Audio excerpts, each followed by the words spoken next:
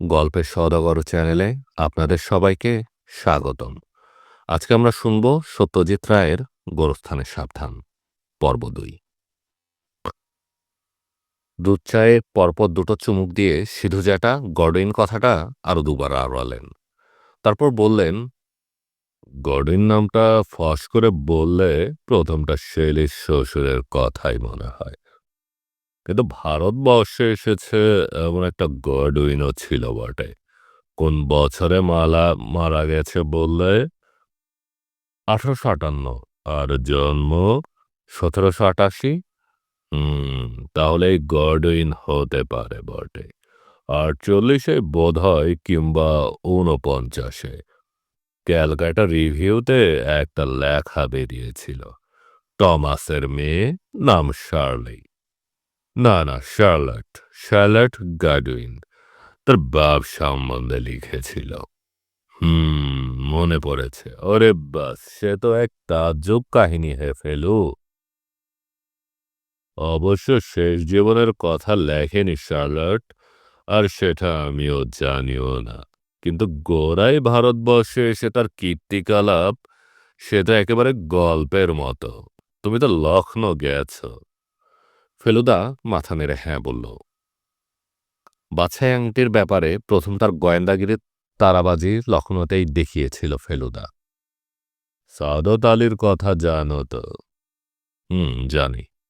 সেই সাদত আলী তখন লখনৌর নবাব, দিল্লির পিদিম তখনও নিভু নিভু।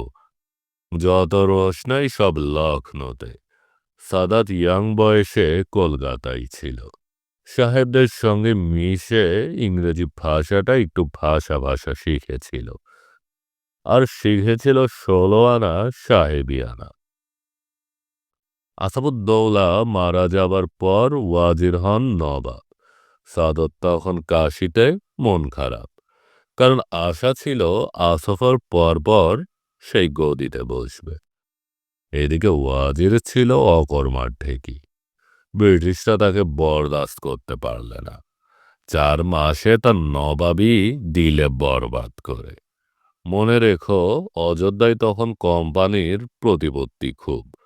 নবাবরা কোম্পানির কথায় ওঠে আর বসে। ওয়াজিরকে হটিয়ে তারা সাদাতকে সিংহাসনে বসালো। সাদাত খুশি হয়ে ব্রিটিশকে অর্ধেক অযোধ্যা দিয়ে দিলে। সে সময় লখনৌর অলিতে গলিতে সাহেব, নবাবের ফৌজ সাহেব অফিসার, সাহেব গোলন্দাজ, তাছাড়া সাহেব ব্যবসায়ী, সাহেব ডাক্তার, সাহেব পেন্টার, সাহেব নাপিত, সাহেব স্কুল মাস্টার, আবার কেউ কেউ আছে যারা এসেছে শুধু টাকার লোভে। নবাবের নেক নজরে পড়ে ২ পয়সা যদি কামাতে পারে। এই শেষ দলের মধ্যে পড়ে টমাস গডউইন। ইংল্যান্ডের ছোকরা, সাসেক্স না সাফক না সারি কোথায় তার বাড়ি ঠিক মনে নেই। সে দেশে বসে নবাবের গল্প শুনে এসে হাজির হলো লখনৌতে। সুপুরুষ চেহারা, কথাবার্তা ভালো। রেসিডেন্ট চেরি সাহেবের মন ভিজিয়ে তার কাছে থেকে সুপারিশপত্র নিয়ে গিয়ে হাজির হলো নবাবের দরবারে। সাদত জিজ্ঞেস করল, তোমার গুণপনা কি? টমাস শুনেছে নবাব বেলেতি খানা পছন্দ করে, রান্নার হাত ভালো ছিল। ছোকরা বলল, আমি ভালো শেফ, তোমাকে রেঁধে খাওয়াতে চাই। নবাব বললে, খাওয়াও। ব্যাস, গডউইন এমন রান্না রাঁধল যে সাদাত তক্ষুনি তাকে বাবুর্চিখানায় বহাল দিয়ে দিল। তারপর থেকে নবাব যেখানে যায় সেখানেই মুসলিম বাবুর্চির পাশে পাশে যায় টমাস গডউইন। লাট সাহেব শহরে এলে সাদাত তাকে ব্রেকফাস্টে ডাকে। সাহেব খুশি হলে সাদাতের মঙ্গল, ভরসা, টমাস গডউইন। আর নতুন কোনো ডিশ পছন্দ হলেই আসে বকশিস। নবাবির বকশিস জানো তো? ২১০ টাকা। ২-১০ টাকা কি ২-৪টে মোহর হাতে গুজে দেওয়া তো নয়। লখনৌর নবাব, হাত ঝাড়লেই পর্বত। বুঝে দেখো গডউইনের পকেট কিভাবে ফুলে ফেপে উঠল। আর তাই যদি না হবে, সে বাবুচিখানায় পড়ে থাকবে কেন? সে সেরকম লোকই নয়। বেরিয়ে এলো নবাবের আওতা থেকে, চলে এলো আমাদের এই কলকাতায়। এসেই বিয়ে করলো জেন ম্যাডক বলে এক মেম সাহেবকে, কোম্পানির ফৌজের এক ক্যাপ্টেনের মেয়ে। তার ৩ মাসের মধ্যে এক রেস্টুরেন্ট খুলল চৌরঙ্গিতে। তারপর যা হয় আর কি, সুদিন তো আর কারো চিরকাল থাকে না। গডউইনের ছিল জোর নেশা। লোকটা থাকতে মুরগির লড়াই আর তিতিরের লড়াইয়ে বাজি ফেলে যেমন কামিয়েছে তেমনি খুইয়েছে। কলকাতায় এসেই সেরোগ আবার মাথা চারা দিয়ে উঠল। এর বেশি তার মেয়ে কিছু লেখেনি। যদ্দূর মনে হয় টমাস গডউইন মারা যাবার কয়েক মাস পরেই এ লেখাটা বেরোয়। সেক্ষেত্রে তার নিজের মেয়ের পক্ষে তার বাপের মন্দ দিকটা কি আর খুব ফলাও করে লেখা চলে? অন্তত সে যুগের যেত না নিশ্চয়। যাই হোক, এশিয়াটিক সোসাইটিতে গিয়ে তুমি লেখাটা পড়ে দেখতে পারো।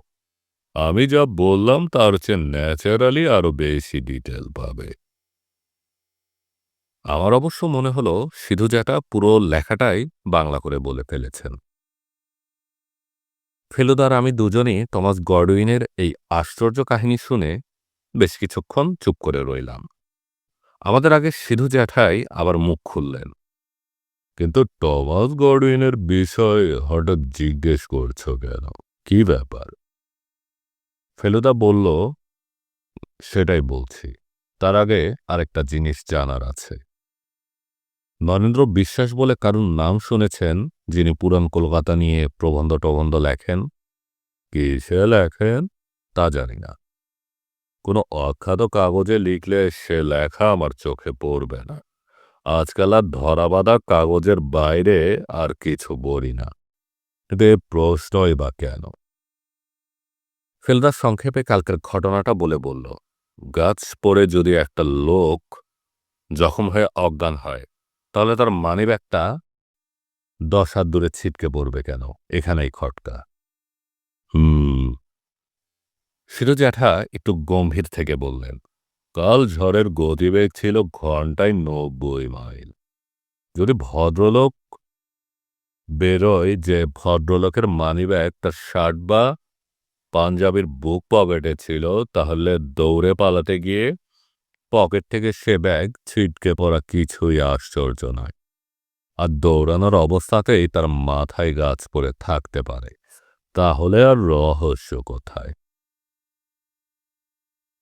ভদ্রলোক পড়েছিলেন গডউইনের সমাধির পাশে। তাতে গিয়ে এসে গেল। সেই সমাধির পাশে খালের মতো গর্ত, মনে হয় কেউ খোঁড়ার কাজ শুরু করেছিল। সিধু জ্যাঠার চোখ ছানাবড়া। বলো কি হে, গ্রেভ ডিগিং? এ তো ভারী গ্রেভ সংবাদ দিলে হে তুমি। এ তো অবিশ্বাস্য। টাটকা লাশ হলে খুঁড়ে বার করে সব ব্যবচ্ছেদের জন্য বিক্রি করে পয়সা আসে জানি, কিন্তু 200 বছর পুরানো লাশের কয়েকটা হাড়গোড় ছাড়া আর কি পাওয়া যাবে বলো? তার না আছে প্রত্নতাত্ত্বিক ভ্যালু, না আছে রিসেল ভ্যালু। করেছে সে ব্যাপারে তুমি শিওর? পুরোপুরি নয়, কারণ বৃষ্টির জন্য কোদালের কোপের চিহ্ন মুছে গেছে। কিন্তু তবু। সিধু জ্যাঠা আবার একটু ভেবে মাথা নেড়ে বললেন, না হে ফেলু, আমার মনে হচ্ছে তুমি বুনো হাঁসের পিছনে ধাওয়া করছো। হাতে কোনো কেস টেস নেই বুঝি, তাই কল্পনায় একটা রহস্য খাড়া করছো, হ্যাঁ? ফেলুদা তার একপেশে হাসিটা হেসে চুপ করে রইল।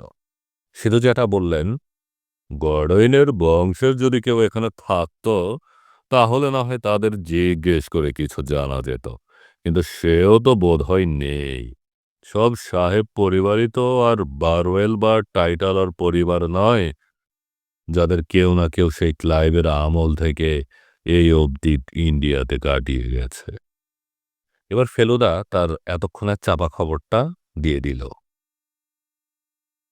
টমাস গডউইনের 3 পুরুষ পর অবধি তাদের কেউ না কেউ এ দেশেই মারা গেছে, সে খবর আমি জানি। সে কি? সিধু জ্যাঠা অবাক। আসলে আজ সকালে এখানে আসার আগে আমরা লোয়ার সার্কুলার রোডের গোরস্থানটা 1.5 ঘন্টা ধরে দেখে এসেছি। এটা পার্ক স্ট্রিট গোরস্থানের পর তৈরি আর এখনো ব্যবহৃত হয়। শার্লট গডউইনের সমাধি দেখেছি, বলল ফেলুদা। 1886 সালে 67 বছর বয়সে মারা যান। গডউইন পদবি দেখলে তার মানে বিবাহ করেননি? আহা, বড় সুলেখিকা ছিলেন। শার্লটের পাশে তার বড় ভাই ডেভিডের সমাধি, মৃত্যু 1874। ফেলুদা পকেট থেকে তার খাতাটা বার করে নোট দেখে দেখে বলে চলেছে, ইনি খিদিরপুর কিট কোম্পানির হেড অ্যাসিস্ট্যান্ট ছিলেন। ডেভিডের পাশে তার ছেলে লেফটেন্যান্ট কর্নেল অ্যান্ড্রু গডউইন ও তার স্ত্রী এমা গডউইন। অ্যান্ড্রু মারা যান 1882 সালে। অ্যান্ড্রু এমার পাশে তাদের ছেলে চার্লস, উনি ডাক্তার ছিলেন, মৃত্যু 1920। সাব্বাস, ধন্যী তোমার অনুসন্ধিৎসা আর অধ্যবসায়। সেতু জ্যাঠা সত্যি খুশি হয়েছেন। এখন তোমার জানতে হবে বর্তমানে এদের কেউ জীবিত কিনা এবং কলকাতায় আছেন কিনা। টেলিফোন ডিরেক্টরিতে গডউইন নাম পেলে মাত্র একটা ফোন করেছিলাম। এ পরিবারের সঙ্গে কোনো সম্পর্ক নেই। দেখো, খোঁজ করে হয়তো থাকতে পারে, অবশ্যই তার হদিস কি করে পাবে তা জানি না। পেলে আর কিছু হোক না হোক, গ্রেভ ডিগিং এর ব্যাপারটা আমার কাছে ভুয়ো বলেই মনে হয়। অন্তত টমাস গডউইনের মতো একটা কালারফুল চরিত্র সম্বন্ধে হয়তো আরও কিছু তথ্য জোগাড় করতে পারো। Good luck. বাড়ি এসে দুপুর পর্যন্ত ধৈর্য ধরে তারপর ফেলুদাকে আর জিজ্ঞেস না করে পারলাম না। কাল যে নরেন বিশ্বাসের ব্যাগ থেকে একটা সাদা কাগজ বেরোলো, তাতে কি লেখা ছিল? নরেন বিশ্বাসের খাতাটা ফেলুদা বিকালে ফেরত দিতে যাবে। সে খবর নিয়ে জেনেছি যে ভদ্রলোক পার্ক হসপিটালে আছেন। ফেলুদা তার খাতাটা খুলে আমার দিকে এগিয়ে দিল।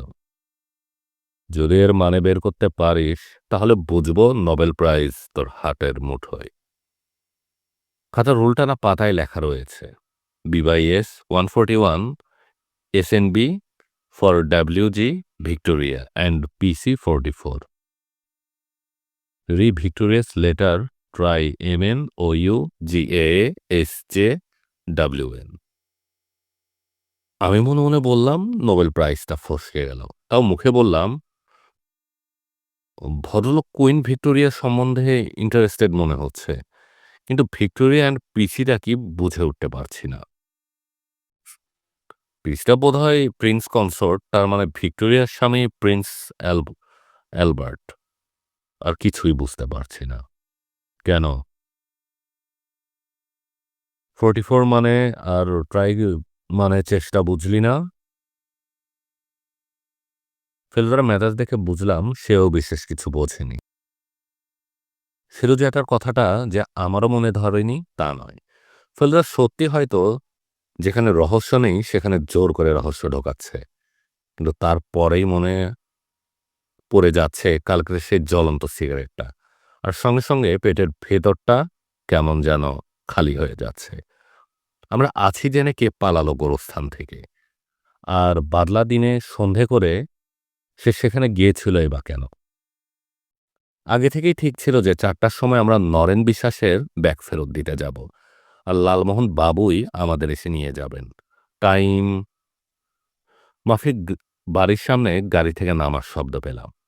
ভদ্রলোক ঘরে ঢুকলেন হাতে পত্রিকা নিয়ে। কি বলেছিলুম মশাই, এই দেখুন বিচিত্র পত্র, আর এই দেখুন নরেন বিশ্বাসের লেখা, সঙ্গে একটা ছবিও আছে মনুমেন্টের, যদিও ছাপেনি ভালো। কিন্তু এও তো দেখছি নরেন্দ্রনাথ বলছে, নরেন্দ্র মোহন নয়। তাহলে কি অন্য কেউ নাকি? আমার মনে হয় ভিজিটিং কার্ডেই গন্ডগোল, বাজে প্রেসে ছাপানো, আর ভদ্রলোক হয়তো প্রুফও দেখেননি। কিন্তু ব্যাগের মধ্যে ওই কাটিং আর তারপরে এই লেখা, ব্যাপারটা স্রেফ কাকতালীয় বলে উড়িয়ে দেওয়া যায় কি? ফেলুদা লেখাটার উপর চোখ বুলিয়ে পত্রিকাটা পাশের টেবিলের উপর ফেলে দিয়ে বলল, ভাষা মন্দ না, তবে নতুন কিছু নেই। এখন জানা দরকার এই লোকই গাছ পড়ে জখম হওয়া নরেন বিশ্বাস কিনা। পার্ক হসপিটালের ডক্টর শিকদারকে বাবা বেশ ভালো করে চিনেন। আমাদের বাড়িতেও এসেছেন দুবার। তাই ফেলুদার সঙ্গেও আলাপ। ফেলুদা কার্ড পাঠানোর মিনিট ৫ মধ্যে আমাদের ডাক পড়ল। কি ব্যাপার, নতুন কেস টেস নাকি? ফেলুদা যেখানে যে কারণেই যাক না কেন, চেনা লোক থাকলে তাকে প্রশ্নটা শুনতেই হয়। ও হেসে বলল, "উম, আমি এসেছি এখানকার এক পেশেন্টকে একটা জিনিস ফেরত দিতে।" কোন পেশেন্ট? মিস্টার বিশ্বাস, নরেন বিশ্বাস। পরশু সে তো চলে গেছে। এই ঘন্টা দুয়েক আগে তার ভাই এসেছিল, গাড়ি নিয়ে নিয়ে গেছে। কিন্তু কাগজে যে লিখল, কি লিখেছে? সিরিয়াস বলে লিখেছে তো। কাগজে ওরকম অনেক লেখে। আস্ত গাছ একটা মাথায় বলে সে লোক কি বাঁচে? একটা ছোট জাল, যাকে বলে প্রশাখা, তাই পড়েছে। জখমের চেয়ে শখটাই বেশি। ডান কবজিটায় চোট পেয়েছে। মাথায় কটা স্টিচ, ব্যাস এই তো। আপনি কি বলতে পারেন ইনি পুরান কলকাতা নিয়ে? ইয়েস ইয়েস, ইনি। একটা লোক সন্ধ্যাবেলা গোরস্থানে ঘোরাঘুরি করছে, ন্যাচারালি কৌতূহল হয়। জিজ্ঞেস করতেই বললেন পুরান কলকাতা নিয়ে চর্চা করছেন। তা আমি বললাম ভালো লাইন বেছেছেন। নতুন কলকাতাকে যতটা দূরে সরিয়ে রাখা যায় তত ভালো। যখনটা স্বাভাবিক বলেই মনে হলো, এই পথে আসুন বাবা, এতক্ষণে একটা গোয়েন্দা মার্কা প্রশ্ন হয়েছে। ফেলুদা অপ্রস্তুত ভাবটা চাপতে পারলেন না। মানে উনি নিজেই বললেন যে গাছ পড়ে। আরে মশাই, গাছটা যে পড়েছে তাতে তো আর ভুল নেই। আর উনি সেখানেই ছিলেন। সন্দেহ করার আর কোনো কারণ আছে কি? উনি নিজে অস্বাভাবিক বা সন্দেহজনক কিছু বলেননি তো? মোটেও না। বললেন চোখের সামনে দেখলাম গাছটা ভাঙল। তার ডালপালা যে কতখানি ছড়িয়ে আছে সেটা তো আর আঁচ করা সম্ভব হয়নি। তবে হ্যাঁ, ইয়েস, জ্ঞান হবার পর উইল কথাটা ২-৩ বার উচ্চারণ করেছিলেন। এতে যদি কোনো রহস্য থাকে তা জানি না। মনে তো হয় না, কারণ উইলের উল্লেখ ওই একবারই, আর করেননি। ভদ্রলোকের পুরা নামটা আপনার জানা আছে? কেন, কাগজেই তো বেরিয়েছিল নরেন্দ্রনাথ বিশ্বাস। আরেকটা প্রশ্ন করছি, কিছু মনে করবেন না। ওনার পোশাকটা আছে? বিলক্ষণ, শার্ট আর প্যান্ট। রঙও মনে আছে, সাদা শার্ট আর বিস্কিটের রঙের প্যান্ট। গ্লাক্সোরা ক্রিম কালার। হে হে। ফেলুদা ডক্টর শিকদারের কাছে থেকে নরেন বিশ্বাসের ঠিকানা নিয়ে নিয়েছিল। আমরা নার্সিং হোম থেকে শটান চলে গেলাম নিউ আলিপুরে। ভারী ঝামেলা নিউ আলিপুরে ঠিকানা খুঁজে বের করা। কিন্তু জটায়ুর ড্রাইভার মশাইটি দেখলাম কলকাতার রাস্তাঘাট ভালোই চেনেন। বাড়ি বার করতে ৩ মিনিটের বেশি ঘুরতে হয়নি। দোতলা বাড়ি, দেখে মনে হয় ১৫ থেকে ২০ বছর বয়স। গেটের সামনে রাস্তার উপর একটা কালো অ্যাম্বাসেডর দাঁড়িয়ে আছে। আর গেটের গায়ে দুটো নাম, এন বিশ্বাস ও জি বিশ্বাস। বেল টিপটা একজন চাকর এসে দরজা খুলে দিল। নরেন, নরেনবাবু আছেন কি? ফেলুদা প্রশ্ন করল। তার তো অসুখ, দেখা করতে পারবেন না, একটু দরকার। দেখা কি করাই যাবে না? একটু দরকার ছিল। কাকে চাই? প্রশ্নটা এলো চাকরের পেছন দিক থেকে। একটা ৪০-৪৫ বছরের ভদ্রলোক এগিয়ে এসেছেন। ফর্সা রং, চোখ সামান্য কটা, দাড়িগোঁফ কামানো, পাজামার উপর বুশ শার্ট, তারপর একটা মটকার চাদর জড়ানো। ফেলুদা বলল, নরেন মশাইয়ের একটা জিনিস তাকে ফেরত দিতে চাই। ওর মানিব্যাগ পকেট থেকে পড়ে গেছিল পার্ক স্ট্রিট গোরস্থানে। তাই বুঝি? আমি ওর ভাই। আপনারা ভিতরে আসুন। দাদা বিছানায়, এখনো ব্যান্ডেজ বাঁধা। কথা বলছেন, তবে এরকম অ্যাক্সিডেন্ট, একটা বড় রকম ইয়ে তো বুঝতেই পারছেন। দোতলায় যাবার সিঁড়ির পেছন দিকে একটা বেডরুম, তাতেই নরেনবাবু শুয়ে আছেন। ভাইয়ের চেয়ে রং প্রায় ২ কালো। ঠোঁটের উপর বেশ একটা পুরু গোঁফ। আর মাথার ব্যান্ডেজটা নিচে যে টাক আছে সেটা বলে দিতে হয় না। বা হাতে ধরা স্টেটসম্যান কাগজটা নামিয়ে ভদ্রলোক ঘাড় হেঁট করে আমাদের নমস্কার জানালো। ডান কবজিতে ব্যান্ডেজ, তাই হাত জোর করে নমস্কারে অসুবিধা আছে। ভাইটি আমাদের ঘরে ঢুকিয়ে দিয়ে বেরিয়ে গেলেন।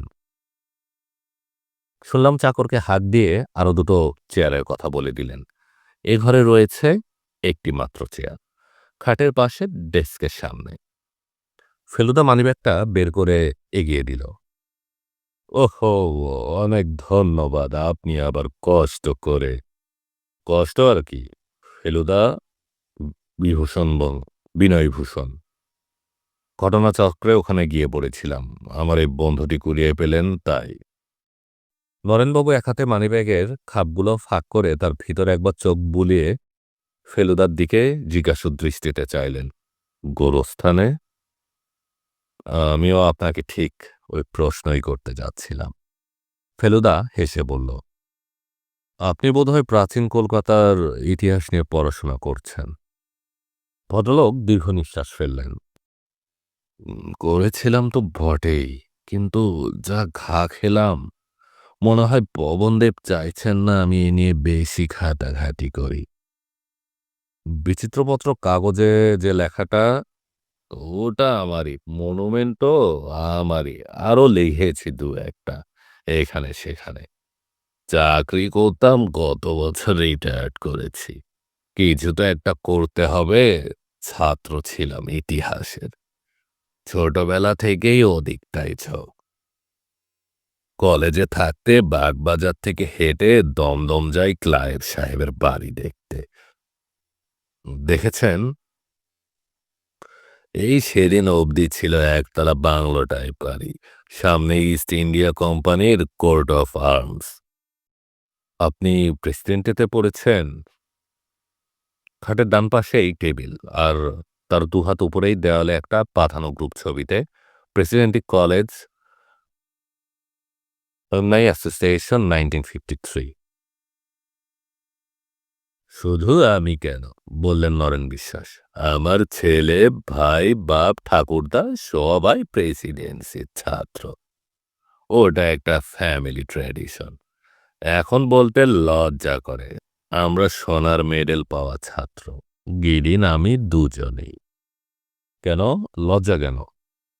কি আর করলাম বলুন জীবনে, আমি গেলাম চাকরিতে, গিরিন গেল ব্যবসায়, কে আর চিনল আমাদের বলুন? ফেলুদা এগিয়ে গিয়েছিল ছবিটা দেখতে। এবার তার দৃষ্টি নামল নিচের দিকে। টেবিলের উপর একটা নীল খাতা, সেটার প্রথম পাতাটায় খোলা আছে। দেখে বোঝা যাচ্ছে একটা লেখা শুরু হয়ে ৮-১০ লাইনের বেশি এগোয়নি। আপনার নাম কি নরেন্দ্র নাথ না নরেন্দ্র মোহন? আগে ভদ্রলোক বোধহয় একটু অন্যমনস্ক হয়ে পড়েছিলেন। ফেলুদা আবার প্রশ্নটা করল। ভদ্রলোক একটু হেসে একটু যেন অবাক হয়ে বললেন, নরেন্দ্রনাথ বলেই তো জানি। কেন, আপনার কি সন্দেহ হচ্ছে? আপনার ভিজিটিং কার্ডে দেখলাম এনএম বিশ্বাস রয়েছে। ওহো, ওটা তো ছাপার ভুল। কাউকে কার্ড দেবার আগে ওটা কলম দিয়ে শুধরে নেই। অবশ্য নতুন কার্ড ছাপিয়ে নেওয়া উচিত ছিল, কিন্তু গাফেলতি করে আর হয়নি। আর সত্যি বলতে কি, আমাদের আর ভিজিটিং কার্ডের কি প্রয়োজন বলুন? ইদানিং মিউজিয়াম ট্যুরিজমের কর্তাব্যক্তিদের সঙ্গে একটু দেখা টেকা করতে হচ্ছিল, তাই ব্যাগে ভরে কয়েকটা নিয়ে নিয়েছিলাম। ভালো কথা। আপনি কি গোরস্থান নিয়ে লিখবেন টিখবেন নাকি? আশা করি না।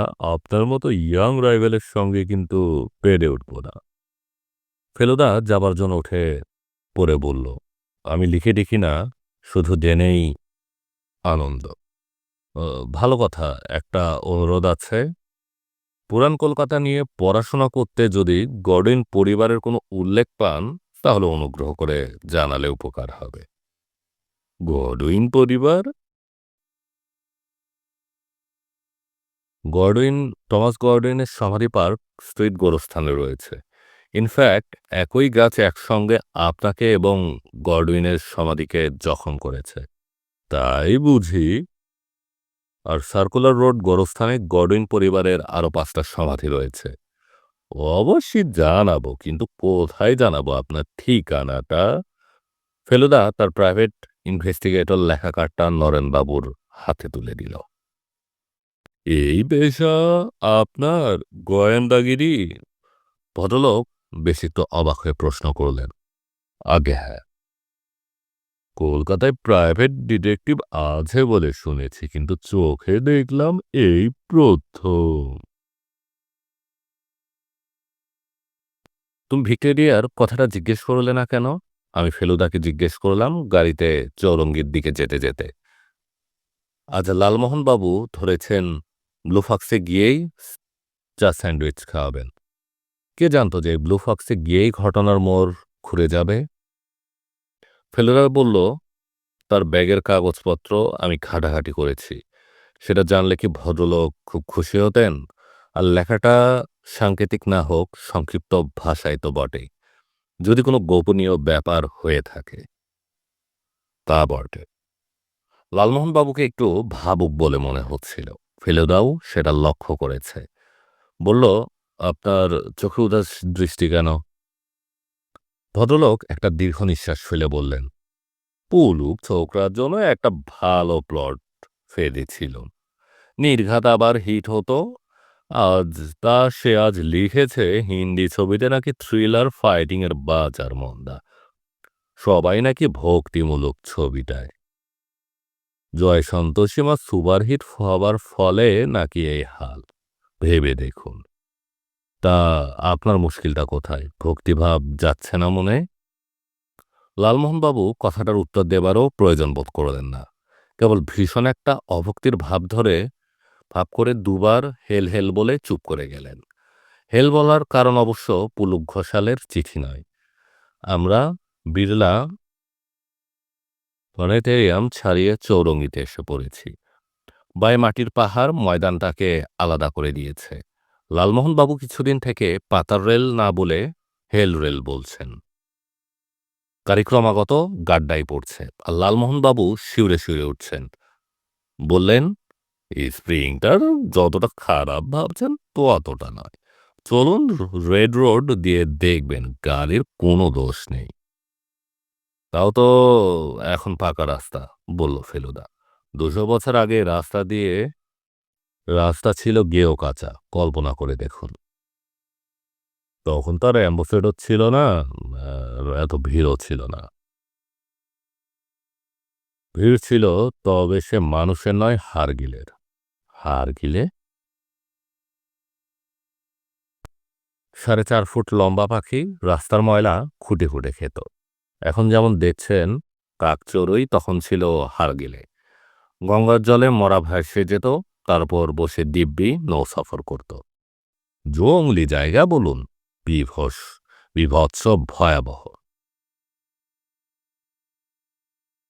তার মধ্যে ছিল লাটের বাড়ি, সেন্ট জনস চার্চ, পার্ক স্ট্রিটের গোরস্থান, থিয়েটার রোডের থিয়েটার, আর আরও কত সাহেব সুবোধের বাড়ি। এ অঞ্চলটাকে বলতো হোয়াইট টাউন। এদিকে নেটিভদের নো পাত্তা। আর উত্তর কলকাতা ছিল ব্ল্যাক টাউন। গায়ে রক্ত গরম হয়ে যাচ্ছে মশাই। পার্ক স্ট্রিটে এসে মোড় ঘুরে ব্লু ফক্সের আগেই ফেলুদা গাড়ি থামাতে বলল, একবার একটা বইয়ের দোকানে ঢু মারতে হবে। অক্সফোর্ড বুক কোম্পানি সম্পর্কে লালমোহনবাবুর কোনো উৎসাহ নেই, কারণ এখানে রহস্য রোমাঞ্চ সিরিজের বই বিক্রি হয় না। বললেন, আমাদের কলেজ স্ট্রিট আর বালিগঞ্জের ব্ল্যাক বুক শপ বেঁচে থাকো। ফেলুদা দোকানে ঢুকে এদিক ওদিক ঘুরে একটা কাউন্টারের সামনে গিয়ে দাঁড়ালো। সামনে থরে থরে সাজানো রয়েছে নীল আর লাল খাতা, ফাইল, ডায়েরি, এঙ্গেজমেন্ট প্যাড। একটা নীল খাতা হাতে তুলে দামটা দেখে নিল, ১২.৫০। ঠিক এরকম খাতা ছিল নরেন বিশ্বাসের টেবিলে। ইয়েস। দোকানের একজন লোক এসেছে ফেলুদার দিকে। কুইন ভিক্টোরিয়ার কোনো চিঠির কালেকশন আছে আপনাদের এখানে? Queen Victoria? নো স্যার, তবে আপনি প্রকাশকের নাম বলতে পারলে আমরা আনিয়ে দিতে পারবো। আপনারা শুনছিলেন সত্যজিৎ রায়ের গোরস্থানের সাবধান পর্ব ২।